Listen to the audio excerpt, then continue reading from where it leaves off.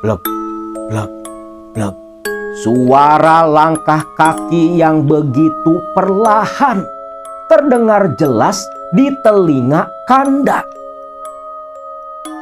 Terlihat Kitalim berdiri di depan lemari, lantas membuka lemari itu begitu perlahan, mengambil sesuatu dari dalam lemari berupa tali tambang dan sebuah lipatan kain. Mereka semua terkejut, teriak ketakutan melihat sesosok pocong, lehernya terikat tali tambang ke dahan beringin tua, tergantung, menangis, bergerak-gerak. Dan ketika pocong berputar, wajah dari si pocong beradu pandang dengan mereka berdua, membuat Kanda dan Aji begitu ketakutan, menjerit, lari, meminta pertolongan warga.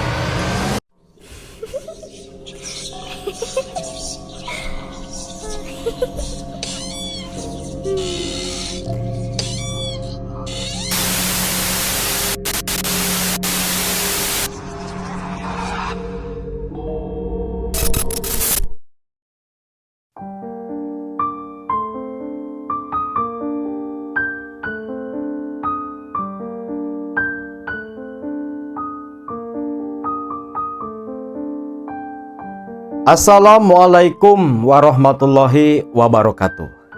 Salam sejahtera buat semua Baraya KMS dimanapun kalian berada.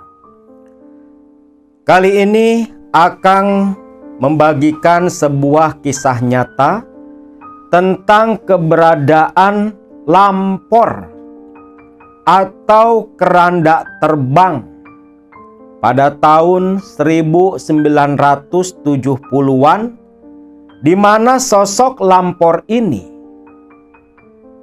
berkeliaran menjelang malam menjemput tumbal-tumbal pesugihan. Kisah ini dialami langsung oleh keluarga narasumber kita. Bahkan salah satu anggota keluarga narasumber kita, salah satunya menjadi korban dari sosok lampor ini. Kisah ini sendiri tentunya bagi Baraya yang mendengarkan nanti hingga akhir pasti menimbulkan kesan sesuatu yang betul-betul di luar nalar akal sehat manusia. Tapi bagi mereka yang dulu mengalami langsung peristiwa ini, itu membuat trauma begitu dalam, sampai muncul satu aturan tak tertulis di perkampungan yang terkena teror lampor ini, yang sudah merenggut beberapa korban jiwa. Kalau ketika maghrib menjelang, di saat setan-setan menyebar, di saat bangsa jin keluar, tabu hukumnya untuk berada di luar rumah mereka. Kisah ini dibagikan narasumber kita yang bernama Mas Sigit dari Indramayu pada tahun 2024 silam. Kisah ini Mas Sigit dapatkan dari kakek kandungnya sendiri, di mana ayah mertua dari kakek kandung Mas Sigit meninggal dunia, diambil jadi tumbal oleh sosok lampor yang meneror desa mereka di daerah Jawa Timur pada tahun 1970-an. Desa Mekarjati, nama desa yang sudah Akang samarkan yang terletak di daerah Jawa Timur. Sebuah desa yang begitu tentram, damai, terbilang sejahtera, cukup padat penduduk pula. Siapa tahu, ternyata di balik desa yang begitu damai itu menyimpan sebuah peristiwa kelam yang tertoreh di benak semua warga yang tinggal di sana. Ketika malam datang, suasana damai di desa Mekarjati sekejap langsung menghilang. Seolah gelapnya malam diawali dengan waktu sandekala menjelang maghrib. Kematian membayangi para penduduk desa ini. Ketika maghrib datang, desa yang awalnya begitu ramai dengan aktivitas penduduk di sana, deretan rumah-rumah kayu khas tahun 70-an, ada yang berupa panggung dan sejenisnya, terlihat begitu kontras. Namun ketika menjelang maghrib, orang-orang yang berada di luar rumah, semua tergesa-gesa dengan wajah panik, bergegas masuk ke dalam rumah mereka. Menutup pintu, jendela dikunci begitu rapat dari dalam. Bahkan, kalaupun ada warga penduduk desa Mekarjati yang masih berada di luar, mereka memilih diam tak melanjutkan perjalanan masuk ke desa mereka, kecuali selepas waktu Isya. Entah apa yang terjadi di sana. Yang jelas, ketika pintu-pintu tertutup, suasana menjadi hening, kampung seperti kampung mati. Namun terdengar gumaman saling bersahutan dari setiap rumah. Yen melebu waktu maghrib, tutup kabeh lawang omahmu. Bocah-bocah diajak melebu omah. Disebari uyah nang ubengan omah. Ojo lungguh nang ngisor kayu. Ben demite enggal lungo. Kata-kata itu seperti alunan mantra yang wajib didawamkan, wajib diucapkan ketika waktu maghrib datang. Dan suara itu saling bersahutan dari rumah ke rumah di desa Mekarjati, yang seketika selepas semua warga mengucapkan kata-kata itu, jelek, suasana sepi, sinup, betul-betul seperti kampung mati. Mas Kanda, kakek dari narasumber kita. Kanda orang asli Indramayu. Namun pada awal tahun 1970-an, Kanda menikah dengan kekasihnya yang bernama Mira, asli Jawa Timur dan penduduk di desa Mekarjati. Pasca Kanda dan Mira menikah, Mira yang memang merupakan anak semata wayang, hanya tinggal berdua dengan sang bapak yang bernama Kitalim, meminta Kanda pasca menikah ikut tinggal bersama di sana. Kanda sendiri tentunya tak berkeberatan. Terlebih lagi, memang pekerjaannya ada di Jawa Timur, tak jauh dari desa tempat tinggal kekasihnya. Pada awalnya, ketika Kanda mulai tinggal bersama Mira dan ayah mertuanya Kitalim, Kanda merasa heran dengan adat kebiasaan warga Mekarjati yang selalu mendadak sepi ketika menjelang maghrib. Bahkan semua pintu jendela ditutup rapat. Bahkan menyalakan lampu teplok pun hanya diperbolehkan satu di dalam rumah. Namun selepas mendengar cerita dari istrinya, Kanda pun memaklumi. Bahkan rasa takut pun langsung melanda di hati dan pikirannya Kanda. Pada waktu itu, sekitar jam 11 malam, di kediaman Kitalim. Kitalim memang di usianya yang sudah tua renta sekitar 90 tahun. Ditambah kondisi fisiknya yang sudah sakit-sakitan begitu parah, membuat Kitalim menjadi seperti orang lumpuh. Segala aktivitas hanya bisa dilakukan di atas ranjang pembaringan. Malam itu jam 11, Kanda dan Mira menggelar tikar tidur di ruang tamu. Mira setengah berbisik bertanya kepada suaminya, "Mas, bagaimana kondisi Bapak? Apa Bapak sudah bisa bergerak?" "Hus, kamu ini. Jangan ngomong seperti itu. Bapak baik-baik saja. Kita doakan. Semoga tak ada apapun yang menimpa Bapak.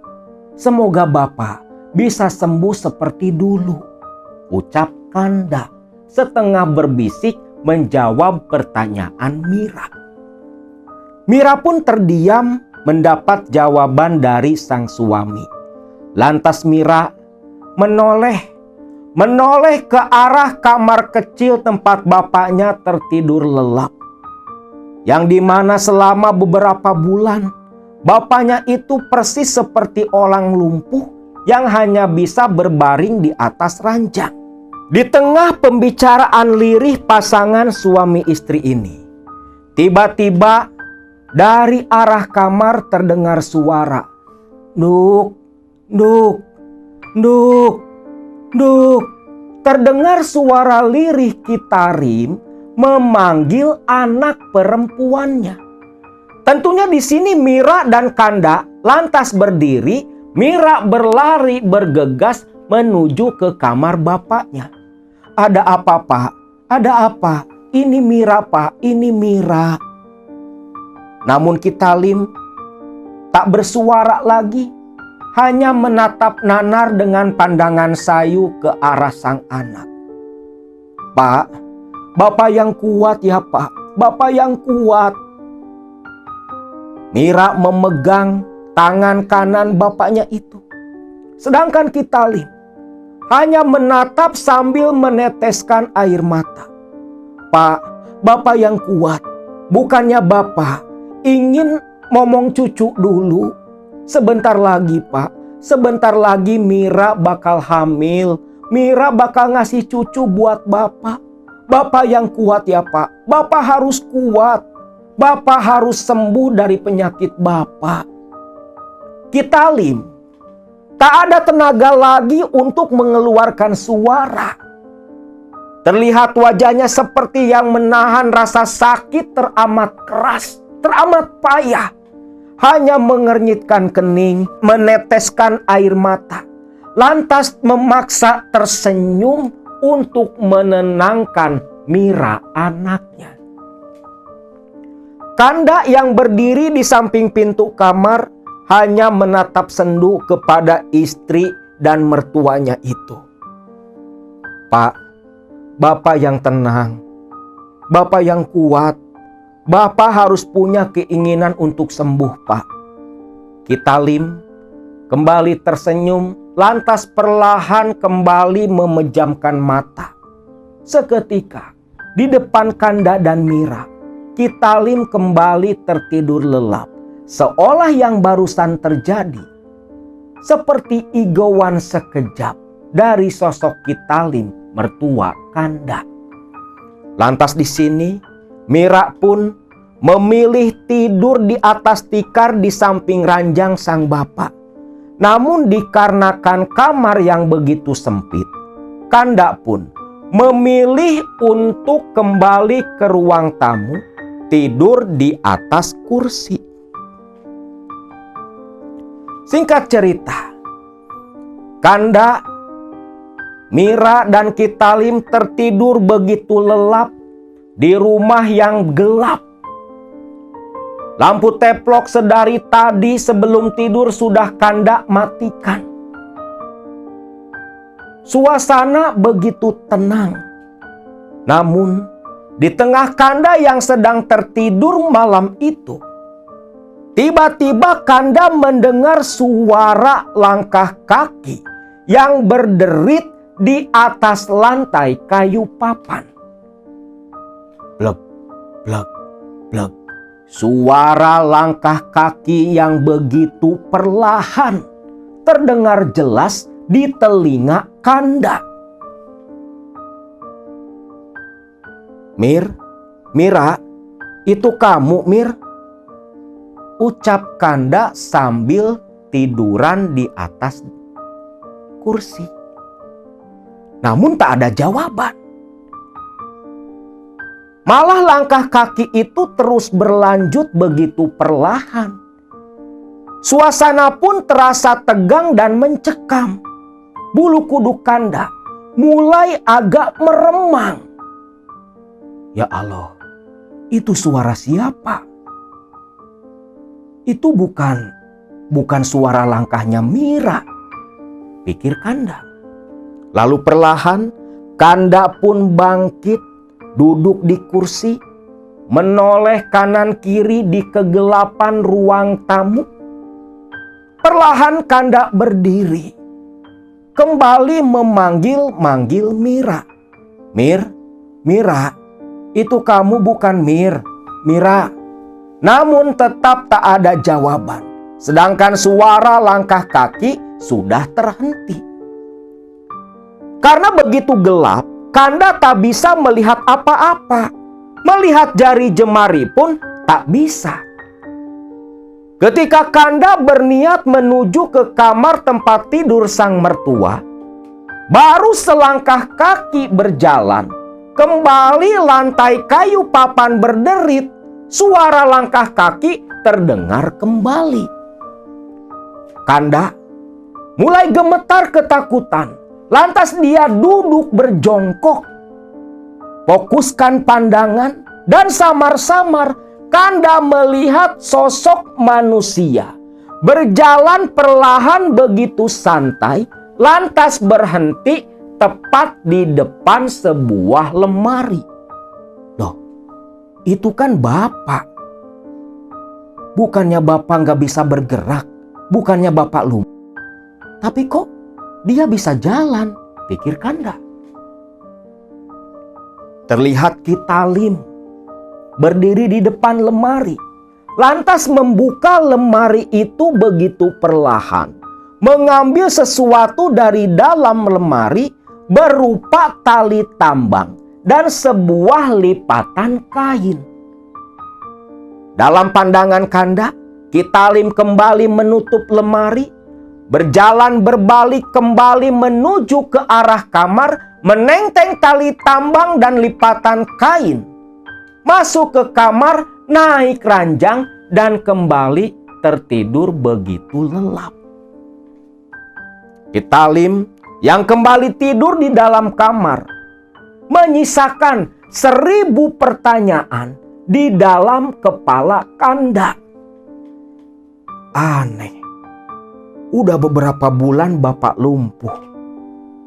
Yang mandiin, yang nyebokin, semua Mira. Tapi kenapa malam ini kok bisa jalan? Pikir Kanda. Kanda berdiri terlongong, terus menatap ke dalam kamar yang begitu gelap. Sampai akhirnya Kanda pun kembali ke kursi, merebahkan badan, berusaha memejamkan mata, namun tak bisa. Karena pikiran-pikiran tentang peristiwa tadi terus berputar di dalam benak Kanda. Di malam yang sama, di desa Mekarjati, di tempat yang berbeda. Di tengah pemukiman desa Mekarjati, di sebuah pos ronda, Suasana berbanding terbalik dengan suasana mencekam di rumah Kanda.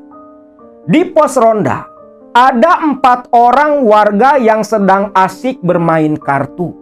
Sorak-sorai, tawa riuh terdengar dari mulut mereka. Di situ terlihat ada Mas Jaka, Manto, Agus, dan Ali yang sedang asik bermain kartu dari jam 9 malam. Entah sudah berapa jam mereka bermain. Mereka begitu larut asik dalam permainan kartu malam itu. Namun Mas Jaka saat itu berkata, "Wis lah, pulang yuk. Capek aku, dah ngantuk. Mana dari tadi kalah terus lagi," ucap Jaka sambil ngedumel melemparkan kartu di genggaman tangannya.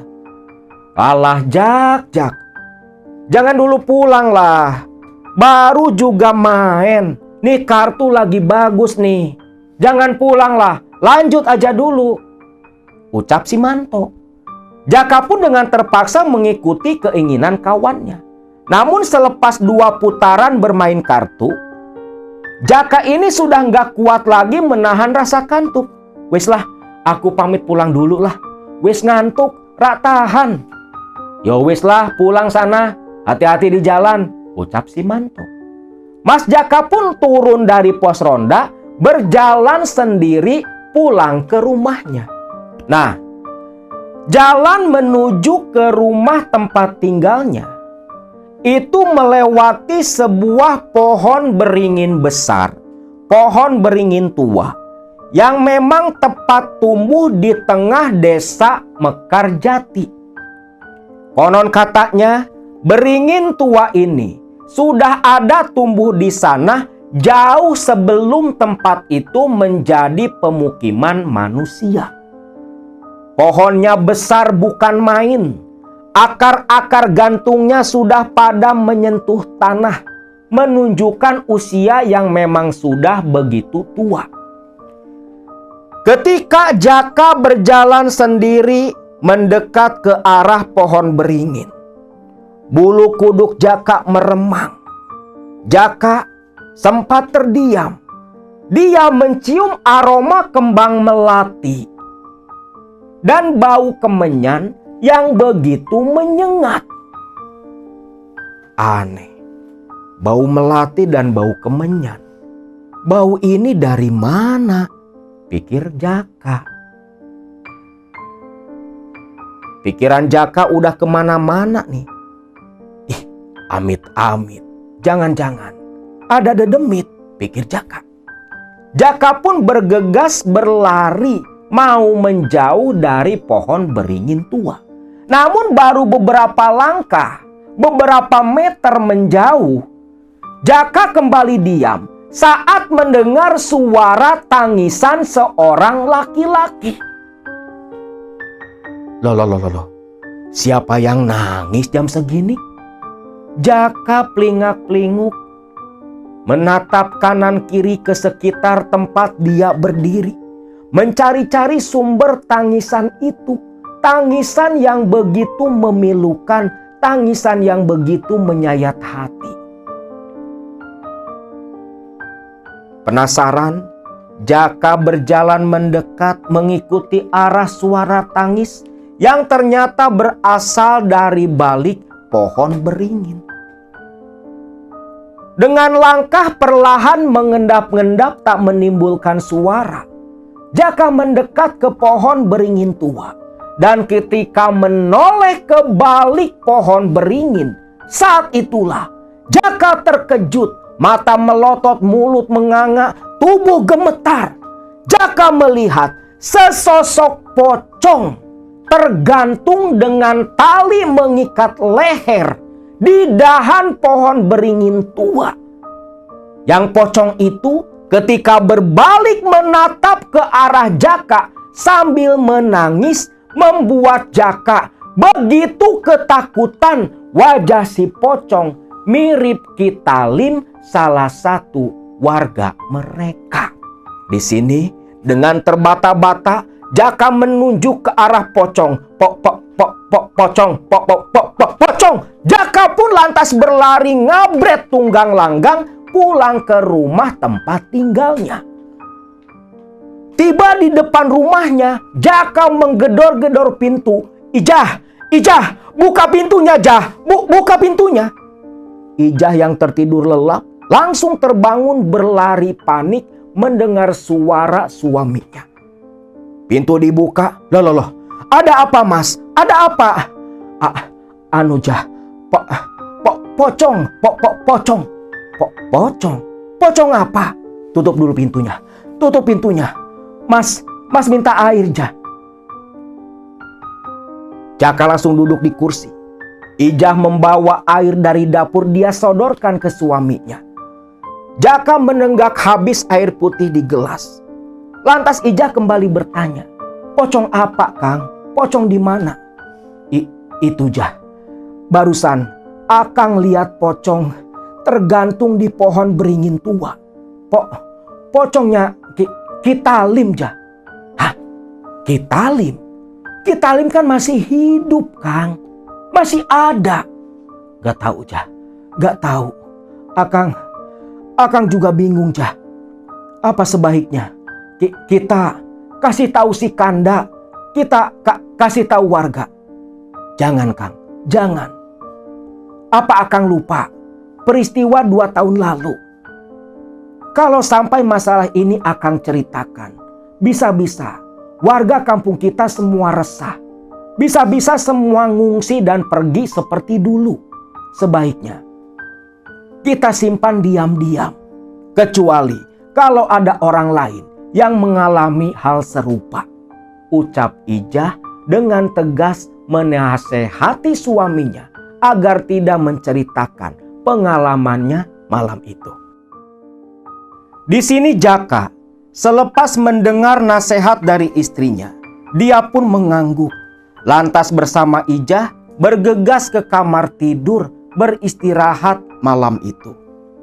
Waktu berlalu, pagi hari pun tiba. Kanda selepas mandi lantas berganti pakaian kerja. Kanda semalaman tak tertidur lagi pasca melihat sosok Kitalim berjalan dan membuka lemari mengambil sesuatu. Kanda ini sudah tak kuat ingin mengutarakan hal itu kepada Mira istrinya. Kanda menoleh terlebih dulu ke dalam kamar sang mertua. Terlihat Kitalim seperti yang tertidur begitu lelap. Lantas Kanda memanggil Mira. Mira, sini Mir. Ada yang mau Akang bicarakan. Teriak Kanda. Mira pun bergegas nyamperin Kanda ke ruang tamu. Ada apa, Mas? Mir, Akang mau tanya. Bapak itu beneran sakit atau cuma pura-pura? Loh, maksudmu apa, Mas? Jelas-jelas Bapak itu lumpuh. Udah beberapa bulan sebelum kita nikah, kondisinya seperti itu. Bapak itu sudah tua, kena stroke, Mas. Tapi Mir, semalam Masmu ini ngeliat Bapak bisa jalan. Bahkan ngambil sesuatu dari dalam lemari. Gak mungkin lah, Mas, gak mungkin. Mana bisa orang stroke permanen, orang lumpuh, itu tiba-tiba jalan kaki ke dalam ruang tamu. Ngimpi kamu, Mas. Jelas-jelas dari semalam sampai sekarang pun, itu Bapak hanya tidur di atas ranjang. Udahlah, ngomong kok ngelantur. Aku mau lanjut masak, Mas. Ucap Mira berlalu masuk ke dalam dapur. Sedangkan Kanda hanya terdiam merenung. Sesekali kembali menoleh ke arah kamar bapak mertuanya. Lantas berdiri berjalan mendekat. Berdiri di samping pintu kamar. Iya juga, Bapak kan lumpuh. Ya Allah. Lantas yang semalam jalan dari kamar, itu kan Bapak. Kalau Bapak lumpuh, lantas yang semalam itu siapa? Astagfirullahaladzim. Gak mungkin yang semalam itu mimpi. Jelas-jelas aku sadar. Dahlah, malah bikin pusing, pikir Kanda. Kanda pun langsung berangkat menuju tempat kerja. Hari itu pun berlalu. Tepat sekitar jam 17.40. Jam 5:40. Suasana di luar sudah masuk waktu sandekala, langit sudah mulai agak menggelap. Di dalam rumah Kitalim, Mira sedang duduk di kursi menunggu Kanda suaminya. Namun di tengah Mira yang sedang duduk melamun menunggu kepulangan Kanda sang suami, tiba-tiba Mira mendengar suara gumaman dari kamar bapaknya. Yen melebu waktu maghrib, tutup kabeh lawang omahmu. Bocah-bocah diajak melebu omah. Disebari uyah nang ubengan omah. Ojo lunggu nang ngisor kayu. Ben demi te enggal lungo. Waktu itu juga dari rumah-rumah yang lain terdengar suara yang serupa, seperti mantra yang memang setiap menjelang maghrib warga Mekarjati ucapkan bersama-sama. Mira terperanjat tersadar dari lamunannya. "Pak, Bapak tadi ngomong apa, Pak?" teriak Mira sambil berlari menuju ke kamar bapaknya. Terlihat bapaknya Mira ini sudah membuka mata, menoleh tersenyum ke arah Mira. Namun raut panik seketika muncul di wajah sang bapak, lantas berkata, "Mir, suamimu sudah pulang." "Belum, Pak. Mas Kanda belum pulang." "Aneh, kemana dia? Ini sudah maghrib. Kamu kan tahu cerita dan aturan di kampung kita. Kemana perginya suamimu?" "Gak tahu, Pak. Mungkin sedang di perjalanan." Mira sudah tahu cerita dan aturan itu. Bahkan Mira sudah ngomong ke Mas Kanda. Mira bilang kalau Mas Kanda kemagriban di jalan, sebaiknya diam dulu tinggal di rumah Mas Aji di pinggir desa. Baru lepas Isya pulang ke rumah. Ya sudah, kamu tunggu saja. Semoga suamimu tak kenapa-napa, ucap Kitalim sambil kembali memejamkan mata. Mendengar perkataan sang bapak, mau tak mau hati dan pikiran Mira pun menjadi gelisah. Dia kembali ke ruang tamu, duduk merenung. Sesekali menoleh ke jendela yang tertutup gordeng, berharap suaminya lekas pulang. Namun dalam hati Mira menenangkan dirinya sendiri. Pasti Mas Kanda sekarang ada di rumahnya Mas Aji. Gak mungkin dia ngelanggar aturan di kampung ini, pikir Mira. Waktu berlalu, sampai terdengar adzan Isya, Kanda tak kunjung datang pula. Namun di sini Mira kembali beranjak berdiri berjalan mendekat ke arah kamar sang bapak. Terlihat bapaknya membuka mata, tatapannya menatap ke arah langit-langit kamar. Diajak bicara tak menjawab, membuat pikiran Mira berkecamuk kebingungan. Mira pun kembali duduk di ruang tamu. Hati dan pikirannya gelisah teringat akan sang suami. Ingin rasanya dia menyusul, namun bapaknya belum tertidur pulas. Sampai akhirnya waktu menunjukkan tepat jam 9 malam. Mira sudah tak kuat, takut ada apa-apa menimpa sang suami. Maka Mira pun lantas membuka pintu rumah. Selepas memastikan bapaknya tertidur lelap, pintu kembali Mira tutup rapat. Lantas Mira turun dari teras kayu rumah panggungnya. Baru beberapa langkah berjalan, Mira terdiam. Dia mencium bau kembang melati yang begitu menyengat, diiringi oleh bau kemenyan yang entah dari mana muncul di depan teras rumahnya. Namun di sini Mira hanya sesekali menengok kanan kiri mencari sumber aroma itu. Namun Mira pun lantas tak peduli. Pikirannya lebih tertuju kepada Kanda, suaminya. Mira lantas berjalan menuju ke arah rumah Mas Aji, kerabatnya yang berada di pinggiran desa. Yang tanpa Mira sadari, 1 jam yang lalu, sekitar jam 8 malam, Kanda yang memang pulang kerja kesorean, begitu tiba di batas desa, sudah terdengar suara adzan maghrib. Kanda pun mengurungkan niatnya masuk ke pekampungan, memilih mampir di rumah kerabat sang istri yang bernama Mas Aji. Kanda tinggal di rumah Mas Aji sampai sekitar jam 8 malam. Jam 8 malam itu, Kanda pun pamitan ke Mas Aji. "Mas, aku pamit pulang dulu yuk." Kejap lah, bentar. Ikut, Mas juga mau ke pos ronda.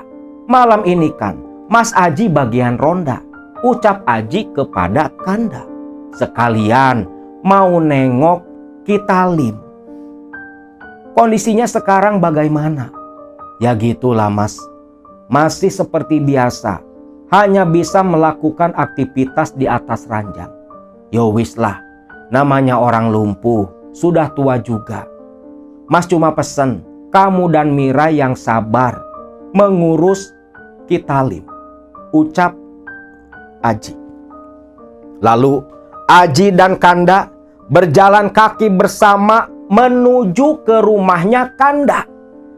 Ketika mereka berjalan mendekati tengah pemukiman, tengah desa, tepat di dekat pohon beringin tua. Begitu mendekat ke arah pohon beringin tua, yang memang jalan itu di samping beringin, Kanda dan Aji merasa heran. "Mas, kok tumben-tumbenan yo? Ini udah jam 8, tapi kok warga belum ada yang keluar?" "Nggak tahu, Mas juga bingung. Perasaan ada yang berbeda malam ini." Baru aja ngomong seperti itu, mereka berdua saling tatap kebingungan ketika mencium aroma melati dan kemenyan. "Mas, nyium gak Mas?" "Iya, ini bau melati dan bau kemenyan." "Dari mana ya?" tanya Aji. Kanda pun hanya menggelengkan kepala. Namun sepersekian detik kemudian, bau itu makin menyengat, makin kuat. Lantas diiringi suara tangisan seorang laki-laki dari balik pohon beringin. Mas, suara siapa itu Mas? Ada yang nangis loh Mas." "Mas Aji, itu suara siapa Mas?" tanya Kanda setengah ketakutan. Lah di sini Aji pun hanya menggelengkan kepala. Lalu dengan isyarat mata anggukan kepala, Aji mengajak Kanda mengecek ke sumber suara tangisan di balik pohon beringin tua. Begitu mereka berjalan ke pohon beringin tua, mereka semua terkejut, teriak ketakutan melihat sesosok pocong, lehernya terikat tali tambang ke dahan beringin tua, tergantung menangis, bergerak-gerak. Dan ketika pocong berputar, wajah dari si pocong beradu pandang dengan mereka berdua, membuat Kanda dan Aji begitu ketakutan, menjerit, lari, meminta pertolongan warga.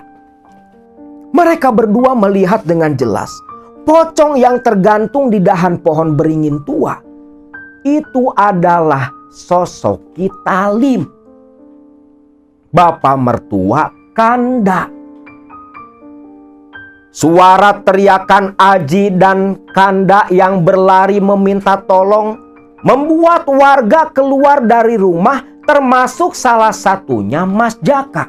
Lah, Kanda, Aji, ada apa? Lari-lari teriak minta tolong. Anu Mas, ada pocong Mas. Ada pocong di beringin tua. Hah? Pocong? Yang benar kamu? Ucap Jaka yang teringat pengalamannya sendiri malam kemarin. Iya Mas, benar Mas Jaka. Ada pocong Wak Talim. Ucap Aji. Pocong Kitalim. Yang benar Mas, benar. Warga lain pun merasa heran dan terkejut. Wajah pun langsung ketakutan. Panik semua orang mendengar ucapan Kanda. Lantas, di sini warga berbondong-bondong bersama Kanda dan Aji kembali berjalan menuju beringin tua, memastikan keberadaan pocong dengan wajah Kitalim. Namun, ketika tiba di belakang beringin tua, sosok pocong Kitalim hilang, hanya menyisakan seutas tali tambang yang tergantung bergoyang-goyang terkena angin malam. Sebagian warga akhirnya membubarkan diri karena rasa takut. Di situ hanya menyisakan Kanda, Aji, Jaka, dan si Manto. Mereka berempat terus berbicara di dekat pohon beringin tua. Waduh, jangan-jangan peristiwa berdarah dulu akan kembali terulang, ucap Manto. Peristiwa apa Mas? Tanya Kanda yang belum paham. Kanda, kamu kan orang baru di sini, tentunya belum tahu. 2 tahun lalu ada peristiwa serupa di kampung ini.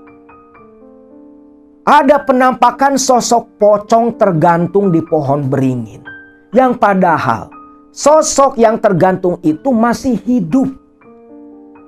Namun bisa dipastikan, ketika wajah si pocong mirip salah satu warga yang masih hidup, maka si warga itu pasti tak lama akan mati dengan kondisi serupa. Tentunya di sini muka Kanda dan Aji begitu panik. Tanpa mereka berempat sadari, Mira sudah berjalan mendekat ke arah mereka. Astagfirullah, Mas Kanda, bukannya pulang kok malah ngerumpi di tengah jalan. Mas, bukannya pulang ih. Orang mah di rumah khawatir. Ini sudah jam berapa? Kenapa nggak pulang dulu baru nongkrong sama temen-temennya? Ucap Mira datang ngomel-ngomel memarahi Kanda. Mereka berempat berbalik ke arah Mira. Dek, kamu kemari? Iyalah, Mira ini kan nyari-nyari Mas Kanda. Habis dari mana sih? Ngapain di sini? Mir, Bapak di mana? Ya Bapak di rumah Mas. Aneh, emang ada apa nanyain Bapak? Aduh, Mas, gimana ini Mas? Ya udah, kita langsung ke sana, teriak Aji. Nah di sini Aji, Jaka, dan Manto lari terlebih dulu menuju ke arah rumahnya Kitalim. 3 kawannya Kanda lari tergesa-gesa menuju ke rumahnya Kitalim. Kanda sendiri lantas memegang tangan kanan Mira istrinya, lantas lari setengah menyeret Mira, bergegas ingin pulang ke rumah pula. Loh Mas, ini ada apa sih? Bingung aku. Jangan banyak omong. Masmu ini khawatir sama kondisi Bapak. Takut terjadi apa-apa. Lah, Bapak itu lagi tidur Mas. Ayolah cepat, ucap Kanda memaksa Mira. Mira pun mau tak mau dengan pikiran kebingungan hanya ikut berlari setengah diseret oleh Kanda suaminya. Dan ketika Mira beserta Kanda dengan 3 kawannya tiba di halaman rumah Kitalim, semua orang hanya terdiam menganga menatap ke arah rumah Kitalim. Mira yang baru tiba belum ngeh. Dan ketika Mira menatap ke arah yang ditatap semua orang, Mira pun lantas menjerit melihat sosok Kitalim sudah mati tergantung seutas tali tambang dengan kondisi badan mengenakan kain kapan layaknya pocongan. Mira pun menjerit sekuat tenaga, jatuh lemas dalam pelukan kanda suaminya, dan teriakan Mira mengundang warga. Semua lari tergopoh-gopoh berkerumun di rumah Kitalim. Melihat sosok Kitalim berbalut kain kapan berbentuk pocong tergantung di kayu lespang rumah, semua orang langsung ketakutan, panik, muka semua orang pucat. Mereka paham satu hal menyaksikan peristiwa kematian Kitalim. Peristiwa berdarah yang menimbulkan korban nyawa 2 tahun silam kembali terulang, dibuka dengan kematian sosok Kitalim. Lantas jenazah Kitalim pun diturunkan dari ikatan tali tambang, digotong dibawa masuk ke dalam rumah. Mira masih tak sadarkan diri, ditidurkan di kamar oleh kanda sang suami. Di situ malam itu, warga semua berbisik-bisik tiada henti. Yang jelas, semua ketakutan menjadi korban tumbal seperti Kitalim. Pagi harinya, jenazah Kitalim kembali dimandikan. Walau saat berbentuk pocongan yang tergantung, Kitalim ini seperti yang sudah mandi. Bahkan di balik kain kapan dia tak mengenakan apa-apa, telah bulat. Dimandikan kembali Kitalim, lalu diselimuti kain kapan, disolatkan, dan selepas itu berbondong-bondong warga membawa Kitalim ke pemakaman. Nah, malam hari pasca pemakaman Kitalim, Mira duduk diam dengan wajah penuh rasa kehilangan.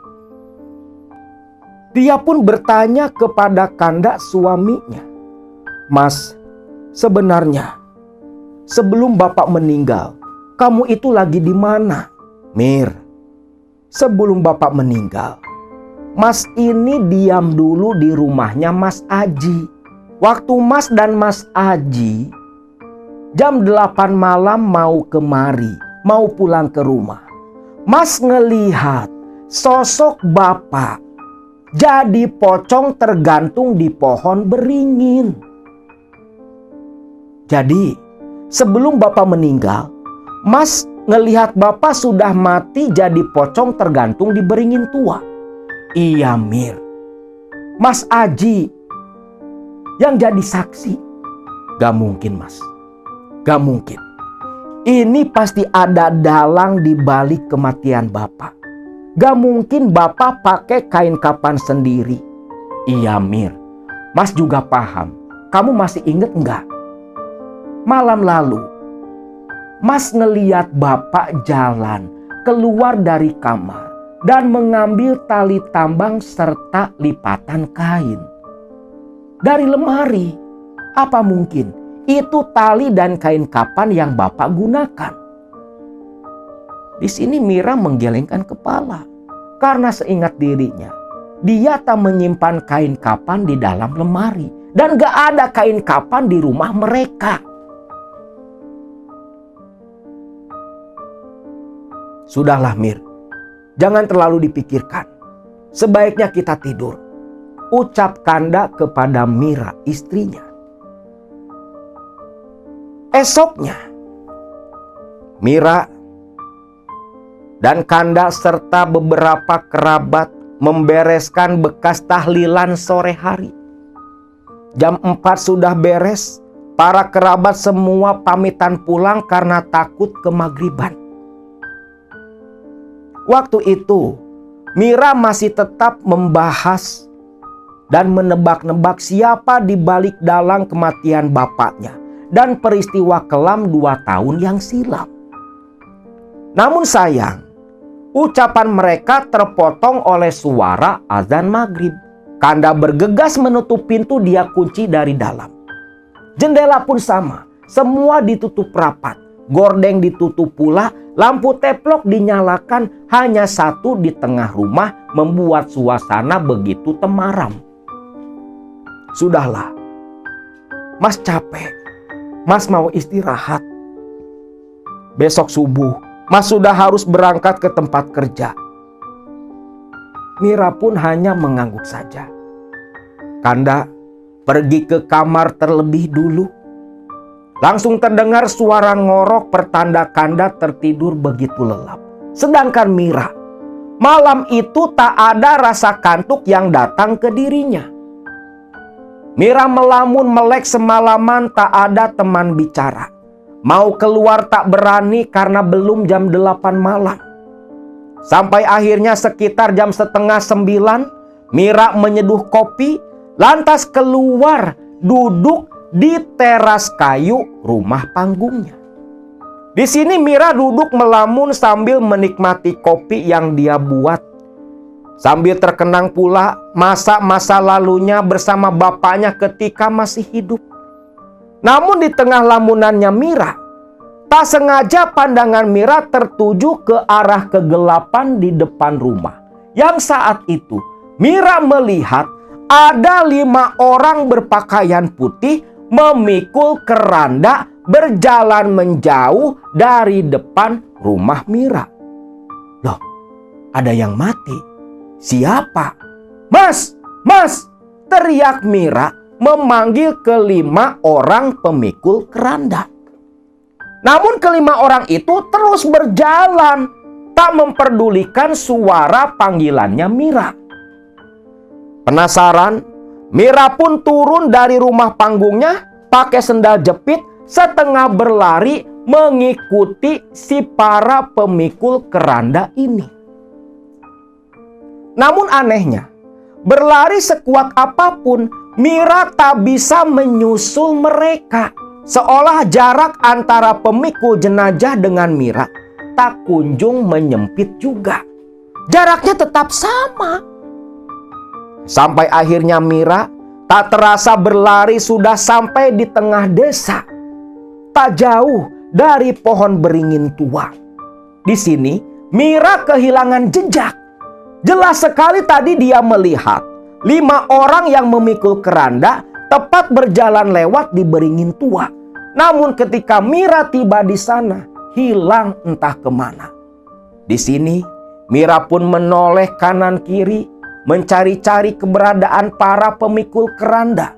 Sampai tiba-tiba Mira mendengar suara tangisan. Ketika Mira menoleh, tepat di bawah pohon beringin tua, ada sesosok pocong tergantung tali tambang yang menangis dan bergerak-gerak seperti meronta ingin lepas dari ikatan di batang lehernya.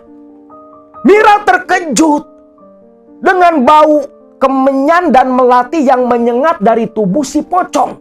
Ketika pocong itu yang sedang meronta berputar tali tambangnya bertepatan dengan wajah si pocong beradu pandang dengan Mira.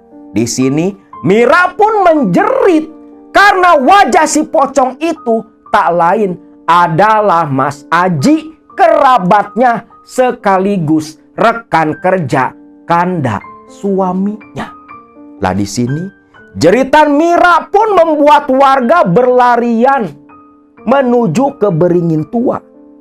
Mira ditemukan dalam kondisi tak sadarkan diri dan oleh warga dibopong pulang ke rumahnya.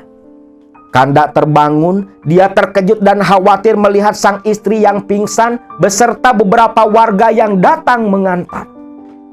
Warga pun hanya cerita mendengar suara jeritan Mira dan Mira ditemukan sudah tergeletak tak sadarkan diri. Lalu di sini Kanda memangku sang istri, dibawa ke dalam kamar, diurut-urut dengan minyak hangat, minyak angin. Tak berselang lama, Mira pun siuman, lantas menjerit dan menangis memeluk Kanda, suaminya. Di sini warga belum pada bubar. Semua masih penasaran, ingin mendengar ceritanya Mira. Selepas Mira ditenangkan oleh Kanda, Mira pun ditanyai apa yang terjadi. Disinilah Mira pun cerita. Melihat sosok pocong tergantung di beringin tua. Selepas dia mengejar-ngejar keranda yang dipikul 5 orang.